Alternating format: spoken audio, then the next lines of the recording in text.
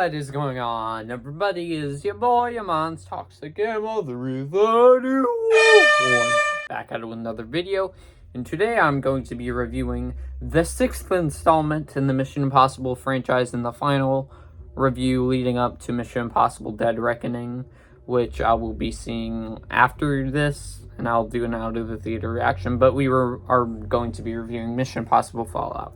But before we get into the actual video itself, guys, don't forget to subscribe if you're new to the channel, because number one, it's absolutely free. Number two, we're on the road to 300 subscribers. Just 66 away now. We'll really help out your boy if you did subscribe. That also goes for people that have been watching my channel for a while and haven't subscribed yet. Don't forget to like the video if you like my toxic movie reviews. Don't forget to ring the bell for all notifications and notification will upload. Also, do share the video because it'll also help me out and we can have some more people join the Toxic fam. And do feel free to comment as well. But before we go into the review, let's give a quick plot synopsis, shall we? So, transition and Shazam. Force team join forces with CIA assassin August Walker to prevent a disaster of epic proportions. Arms dealer John Lark and a group of terrorists known as the Apostles plan to use 3 plutonium cores for a simultaneous nuclear attack on the Vatican, Jerusalem, and Mecca in Saudi Arabia. When the weapons go missing, Ethan and his crew find themselves in a desperate race against time to prevent them from falling into the wrong hands. Alright, same sort of thing with Rogue Nation yesterday, how I had to review it quick. This time I gotta review it quick because I gotta go to Dead Reckoning after this. So, let's go quick, shall we? Alright, so starting off with the positives for this movie, I think as of right now, let's just cut to the chase.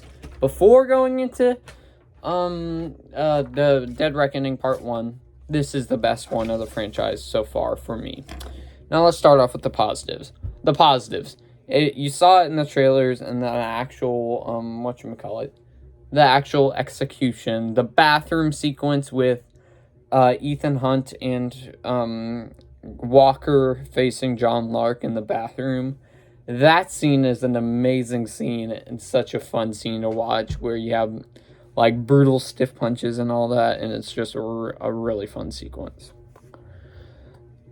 Also, another positive is the further villain development of Solomon Lane, where in the last one he was intimidating, but this one they make him more intimidating as a villain, because Ethan keeps on having these visions in the trailer, if you missed it, where he's basically imagining him basically killing him and Julia, basically, and it gets really intense with his character, so he gets built up as a better villain.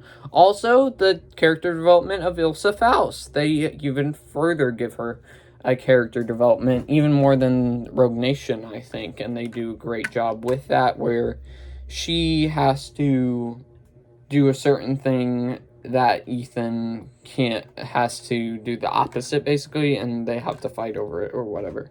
So, don't mind me, I'm just drinking some water as well. Also, Henry Cavill as Hank Walker as another villain is a great villain. And I'm glad he was a nice little new addition to the franchise. And dare I say it, I think he's the second best Mission Impossible villain besides the one from number 3. What else? The new music as well is another great positive I can come up with for this film. So it's basically the same exact classic Mission Impossible theme, but they always like change it in between movies and add like a little spin to it. And then this one they did a great job on for the new soundtrack, where it's more like intense music, and they do a good job with more modern day music. Also, the serious tone. This one has some humorous bits in there that definitely does work for me. But the most of the movie is very serious spy tone, and I think that works here. And I said one of the problems I had with Rogue Nation was that it was a little bit too comedic, and this one is not comedic at all. Well, it does have some comedic moments, but most of the time it is a dark tone, which I appreciate my dark tones in movies. The fight scene on the mountain is another positive for me. That ending fight with Walker and and Ethan Hunt on the mountain was very intense. And also the airplane sequence as well. That was another great sequence. Of course, what the scene I'm talking about is... Oh, yeah, not airplane sequence. I was going like, wait. It's the helicopter sequence. Sorry, I don't know why I said airplane. But Ethan's on another helicopter chasing Walker on another helicopter and trying to stop him from using the bomb. So I thought that was a really cool scene as well. Them bringing Julia back as a and as a reason for Ethan to stop the bombs was a very strong arc for Ethan, I feel, and they did a good job on that. All of Tom Cruise's stunts in this movie, man, there's a bunch of crazy stunts in this one. There's one where he's hanging onto a rope that's hanging onto like a little carry thing or whatever. I don't know what you would call it, but basically he's hanging on the bottom of a helicopter, basically, and he's trying to get on it, and it's a very intense scene, and I think Tom Cruise did his own stunt in that work, too, which is insane. And he also did his own stunt work for the scene as well, where he jumps across from a big building to a smaller building, and that is infamously where he broke his ankle. And you can definitely tell that he did break his ankle after that while walking on the set, because, yeah, but he took it all and walked it off like a champ. Also, the new character of the White Widow, she was a solid new character. I don't think she's as great as Walker was, but she was a solid new character in addition to this movie. Dang, oh my gosh, why'd I have to cough that much? Wow. Back to it, sorry, I had to cough. Another positive is the Chimera bombs. What the heck? I need to take some water. There you go. The Chimera bombs is one of the best, like, new objects in the movies, and I think that's a new positive item they have to chase after. And the suspensefulness, man, even though I've seen this movie a bajillion times, Mission Impossible still does a great job of making you feel that suspense. Even though you've seen the movie before, you still feel that heart pounding in your chest. And the final positive is the ending. I liked how they ended things, and if this would have been the ending to the franchise, I would have been okay with that, but I would have also not been okay with that, because I liked the ending. I thought the ending was a perfect ending for that movie, but if it was an ending to the franchise, I'm 50-50 on it, but that was a great ending.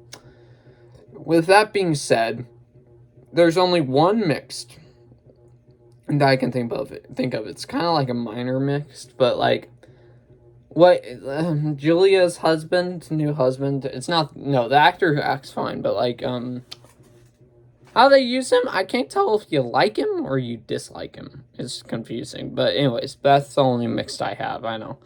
But with that being said, let's bring out the toxic meter, and I will give this an A+, the best in the Mission Impossible franchise, and I will give it a not toxic.